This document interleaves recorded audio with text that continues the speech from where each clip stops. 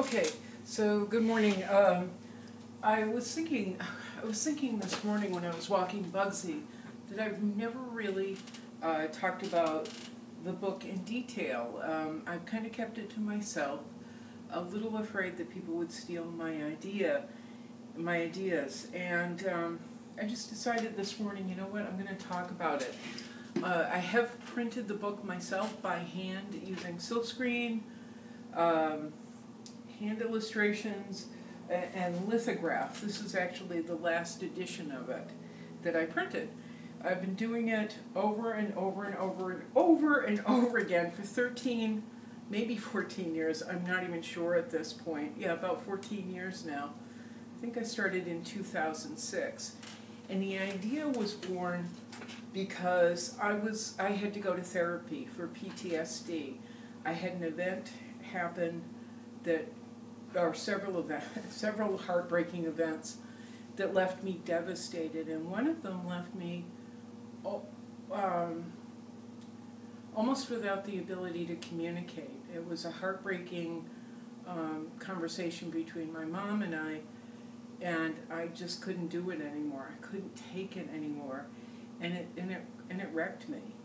And then I was in a relationship. My heart was broken, and my business failed. It was just like one thing after another, just everything in life going wrong.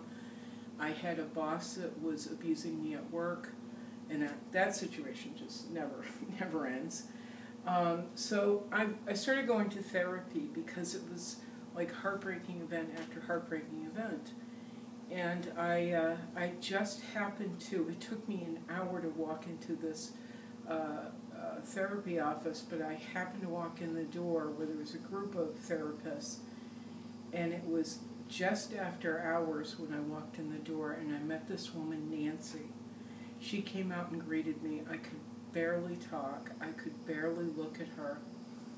And it turned out she did PTSD therapy. So I ended up with her for several years. I also started going to Al-Anon and AA, because I used to be a heavy drinker. That's in my past now. The compulsion is no longer there. But I went to Al-Anon, which is even more helpful. Al-Anon got to the basis through talking and listening. Al-Anon got to the core of why I was drinking and why relationships kept repeating themselves and are still repeating themselves, unfortunately. I can't say, oh yes, all the abusive bosses, all the abuse ended and people finally listened to me and life is wonderful. It still hasn't ended, but I can see it. I don't know. But I understand it better and where it comes from and why it keeps happening. I don't think that's helpful. But anyway, all of that led me to start developing these book ideas.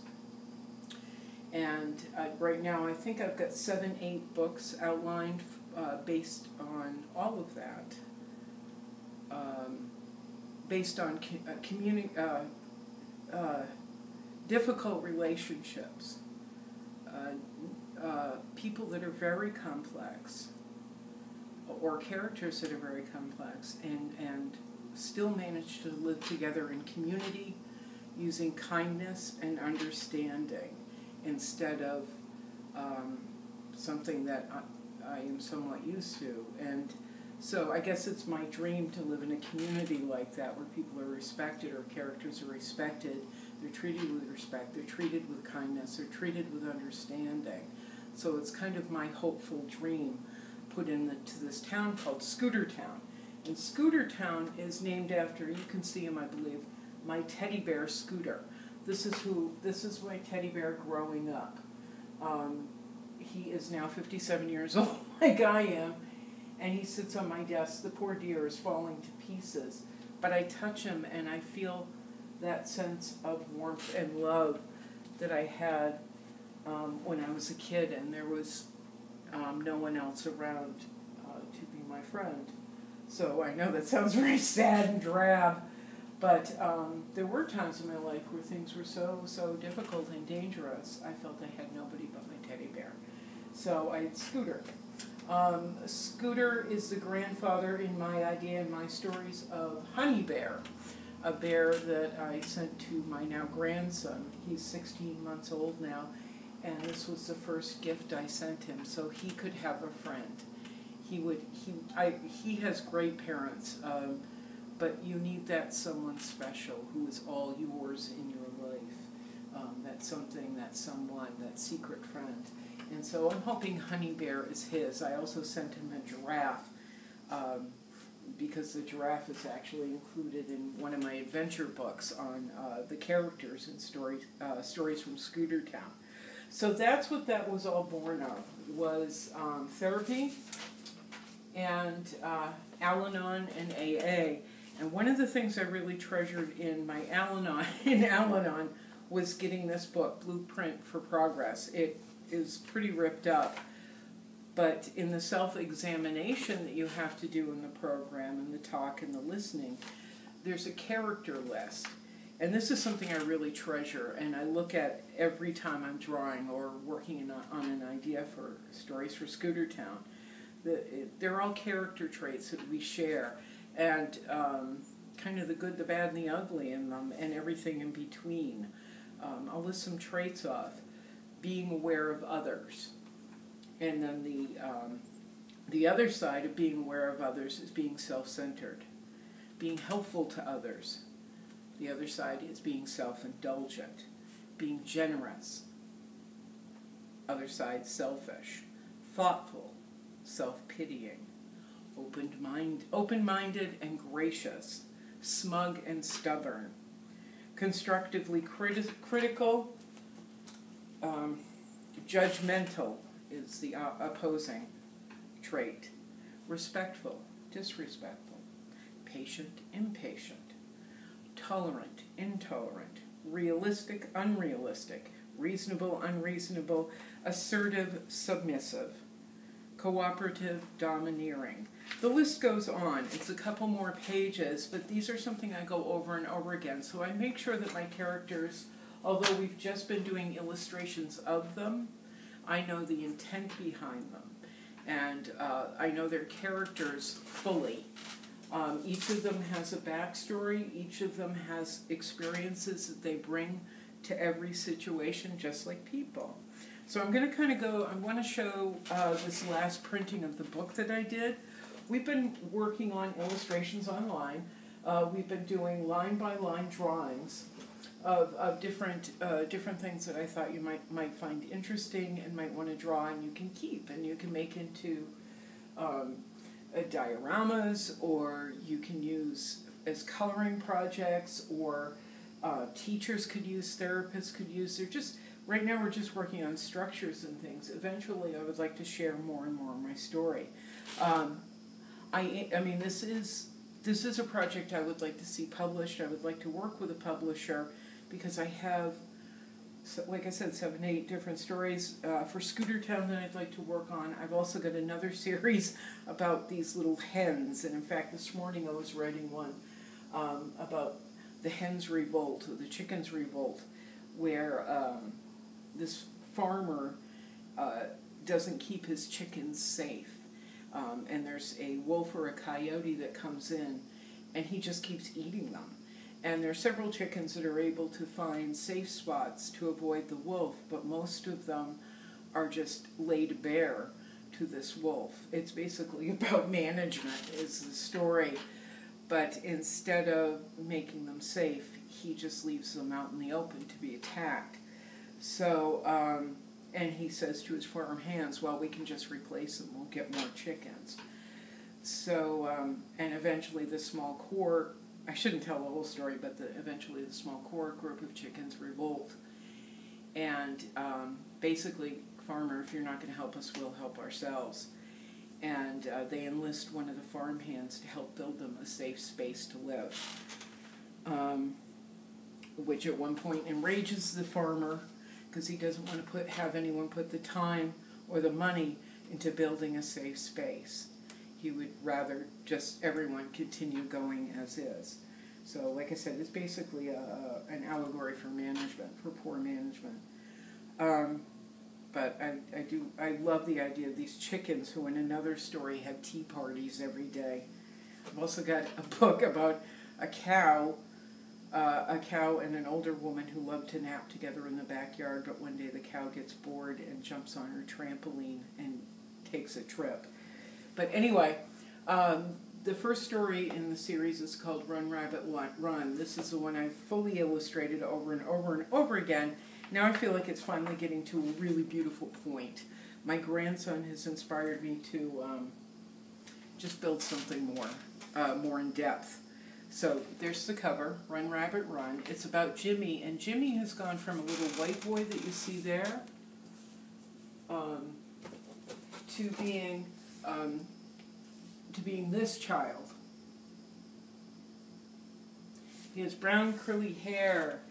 He could be a number of different shades of brown. So because I want him to reflect more people in the world and appeal to more people and have children see themselves in it. So this was the opening cover. It's feathers. I love drawing feathers. Feathers are used in a number of illustrations we've been doing for various reasons. This is one map of the town with a character key. And in that character key we have the old Jimmy, we have Bugsy, who's my dog, Joel, who's an adventurous squirrel who's lived on a ship and everywhere, Dixie, who's a kind of a selfish little bird, but he means well. My turtle was originally named Henry B. for a friend of my son's. Then I've renamed him several times. One time I changed his name to Dev, after a friend of mine who passed away, a very generous, giving friend who was very peaceful. And now he's named Max after my grandson. And then we have Jack Rabbit. The inner cover is shows how each of the characters was brought up with love. They're loved and nurtured. We go to the turtle house. No, it's no longer HB, it's Max. This is the turtle house where he spent his early years, and he was shown love. He was brought up with love and caring and kindness and patience. And we switch over to the Harrington house, Jack Harrington, the rabbit. He was brought up in a top hat in a rabbit hutch that's attached to a rabbit hutch, which we made, I guess I put it away. We made this the other night, a 3D version of it. But I pull in with Jack just kind of sitting in a corner of the, or in a space in the top hat. We see all these bunnies leaping around and no one's paying attention to Jack.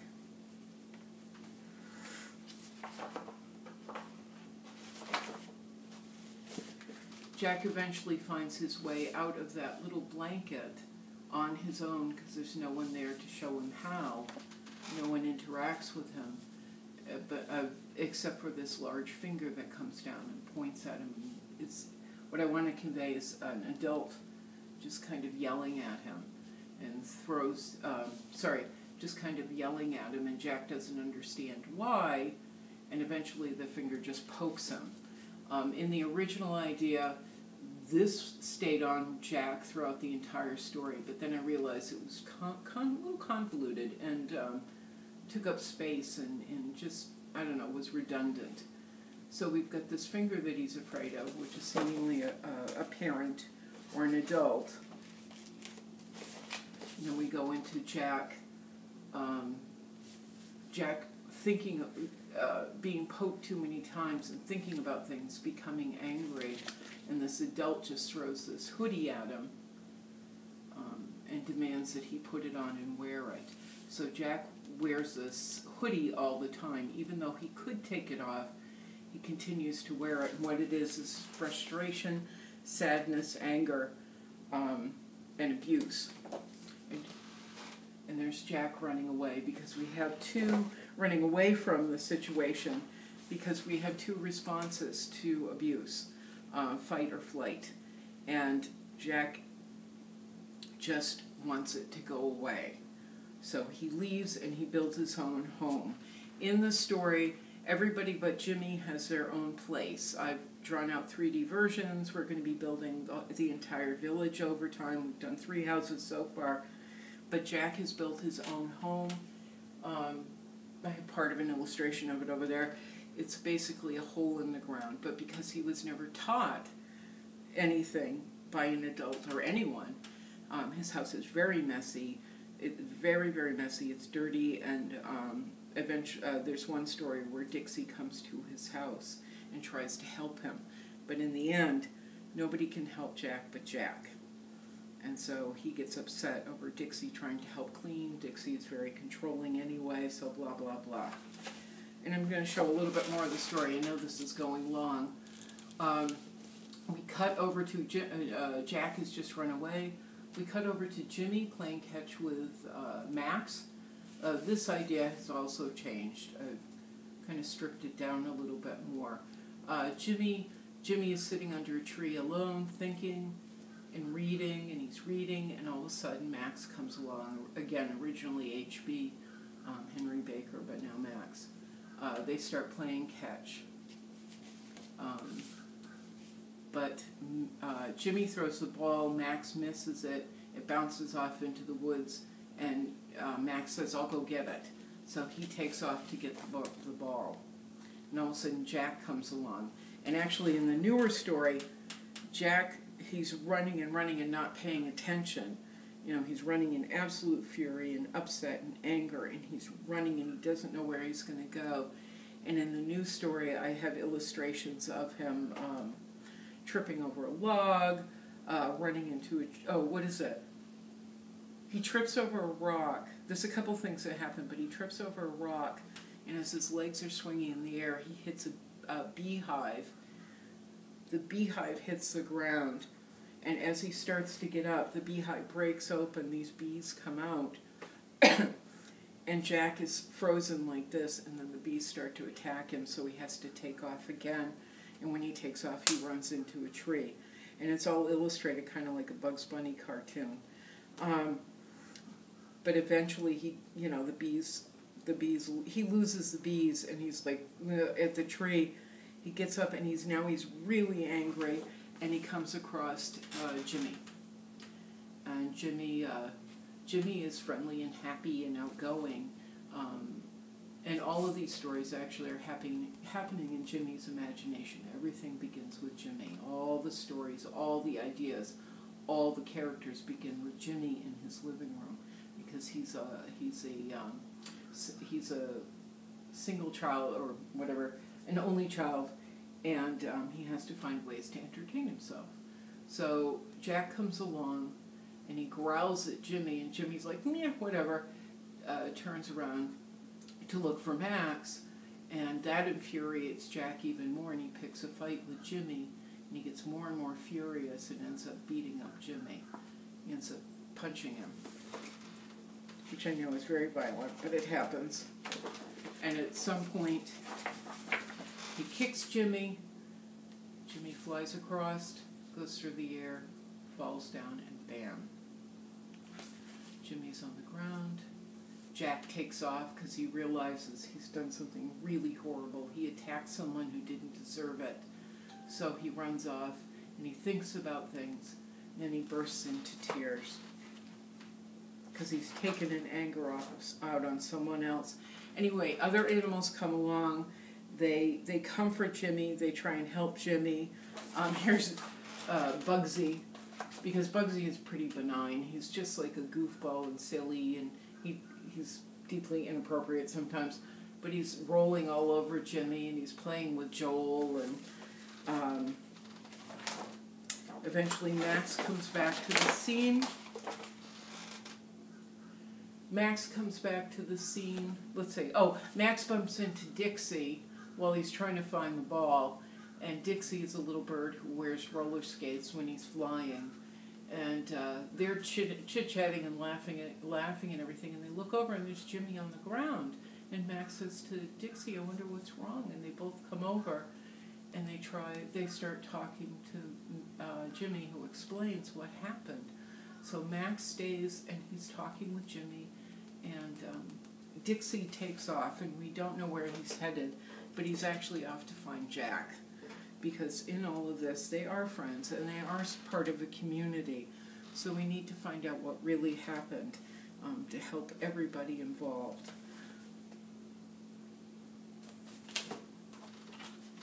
And I know this is very long, but I thought it would be important to explain.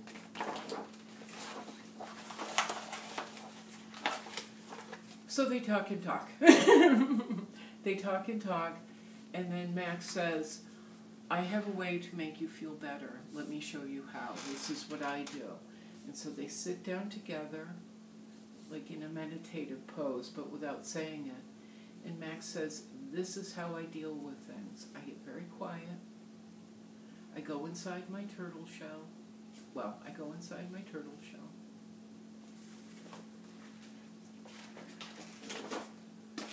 I take some deep breaths, and I think about love.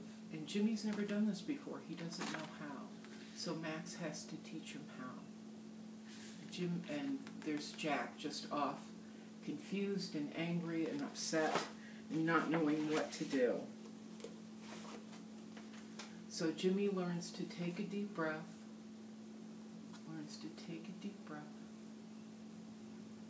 and let it go. And then his heart is full. And I kind of don't like the way I illustrated this. I think it's just too basic, but I wanted to show his heart was full. What irritates me now are the words around it, but I think maybe it might be helpful. I'm not sure. I'm not stuck on this. Love, understanding, clarity, safety, calm, being, joy, courage, ease. Yeah, I think it's a little basic, but it's okay. So then they go back to play, because Jimmy was able to center himself. And it kind of goes on where they're playing with other characters. And Dixie's looking for Jack. Jack is running. In this book, I had Jack coming back to the scene, but I think I'm going to remove this. Jack coming back to the scene to attack Jimmy one more time because he feels he's right to attack Jimmy, and he wants to prove it to himself. Jack wants to prove it to himself that he's right to attack Jimmy and be right. Attack Jimmy. Just wants to feel, I've got control and I am right. And instead, Jimmy goes through his breathing techniques, which frustrates Jack, but he goes through his breathing techniques and ends up walking away, which upsets Jack. He takes off. Dixie's been looking for him and spies him, running. Follows him to his house, but grabs a basket of flowers. There's Jack hopping into his house, which is a hole in the ground like all rabbits have. Dixie brings him a basket of flowers with a tag that says, "To my friend, thinking of you." So that Jack knows he's not the enemy. He's actually someone who's taken into consideration with love. Dixie looks down into the rabbit hole and calls out for Jack. Calls out for Jack, who's down there. He's very upset and he's crying. Dixie doesn't give up. And Jack eventually climbs up out of his hole. And Dixie says, I'll listen. So Jack sits outside with Dixie in the basket of flowers, and it says, it will all be okay. In all my videos, I tend to say that. It'll be okay. It'll be okay. When we're drawing and I kind of mess up, it'll be okay. So I did write a copyright message in this and more feathers in the back. But that's the first book I've fully illustrated. And like I said, now I've been re-illustrating it. Now we're doing it on camera, and I'm doing it with you. But that's the first book. I've also got, like I said, 7 other books. I've got King of the Pickles, which is about Jack trying to come to have order in his home, which I said is very, very messy. It's basically a hoarder's home, because he finds safety in having stuff and trying to keep order. And at one point he lines up his pickles because he's king of the pickles, and he loves pickles. Jimmy, when he's dreaming up this story, has a plate full of pickles because he loves pickles, which then goes to Jack. One book is May Day Every Day, or Potluck Extravaganza, which is Dixie putting together a picnic in the middle of town, and it becomes him not just inviting people to the picnic, but telling them what they're going to make. And he gives them orders. This is what you're going to make. And Joel gets his, and he goes, I'm a squirrel. I don't eat meatloaf. So it's about rectifying that situation. Dixie coming to the realization that you can't control everybody. I'm trying to remember. I have so many little stories. Memories is another book. And it's how each character got to where they are, where their parents are, or where their parent or family is. I don't say it outright, I just do illustrations of them, like Jack has a picture of his parents in the background, and a framed front page news story that says squirrels hit by car. Bugsy and he share a similar background where his parents are gone. Everybody shares a background where they're children, they're little, they would be children, maybe anywhere between 8 and 12, or 6 and 12, or 4 and 12, but they are parentless, so they build this community. I don't really want to explain Dixie's situation, like in the illustrations. Max's family is nearby, so he hasn't really lost them. I think sounds like a landscaper is here. So I may have to cut it short. The Best of Friends in Scootertown, it's all about what they share and what they do together and using their imaginations. And that's where the giraffe comes in. Or no, maybe that is another book. Sorry. This is all about what they share. Joel and Dixie share a love of cooking with style. Dixie and Joel love strategy board games. That's one thing they share. Bugsy and Joel share physical games. They love chasing each other and making up reasons, like tag or flag, those kind of physical games. Jimmy and Max, they share imagination and building things, using what they have to build things. There's another story. Just adventuring. Funning and adventuring is what I wanted to call it originally. It's about them having the imagination to hop on like a giraffe and run around in this fictitious desert somewhere, which would just be silly, but it's fun. It's just what kids do. And I have several stories in there, like 7 different stories I outlined. And I would love to illustrate, but I just have to find a publisher or someone willing to work with me. I've been doing these as wordless books. Number 1, I'm not really a writer.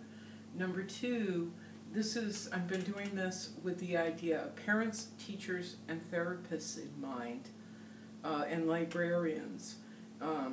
This could be used as a teaching tool, how to write, letting children or adults who have suffered PTSD or whatever, it doesn't even have to be that extreme, but people who have been in these situations writing their own story, writing their own words to the pictures.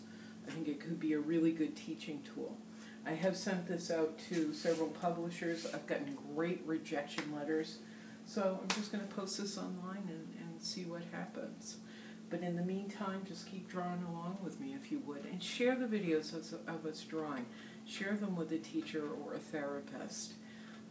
I'd really like to start making more connections. All right? That's it. Stories from Scootertown. Ciao.